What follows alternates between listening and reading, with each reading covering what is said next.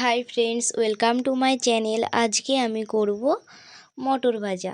তার জন্য আমি এখানে নিয়ে নিয়েছি মটর, পেঁয়াজ কুচি, পেঁয়াজ কলি, লঙ্কা আর এইভাবে আলুগুলোকে আমি কেটে নিয়েছি। এখন আমি কড়াইয়ে তেল দিয়ে দিলাম।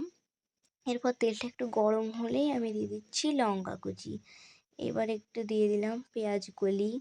এরপরে দিয়ে দেব আমি আলু। এখন এই আলুগুলো পেঁয়াজ কলিগুলো একসাথে একটুখানি ভেজে নেব।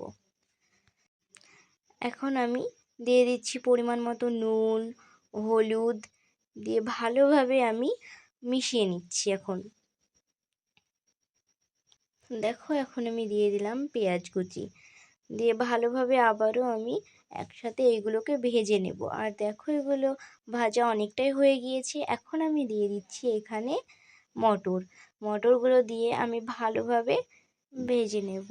আর আমার চ্যানেলটি যদি এখনও না সাবস্ক্রাইব করা থাকে, অবশ্যই চ্যানেলটিকে সাবস্ক্রাইব করে দিও। আর ফেসবুক পেজ থেকে দেখলে পেজটিকে ফলো করে দিও। আর এখানে দেখো, আমার এগুলো ভাজা হয়ে গিয়েছে। আর ভিডিওটি তোমাদের কেমন লাগলো, যদি ভালো লাগে অবশ্যই একটা লাইক কমেন্টস করো। আর আবারও দেখা হবে নতুন কোনো একটি ভিডিওতে। টাটা সবাইকে, সবাই ভালো থাকবে।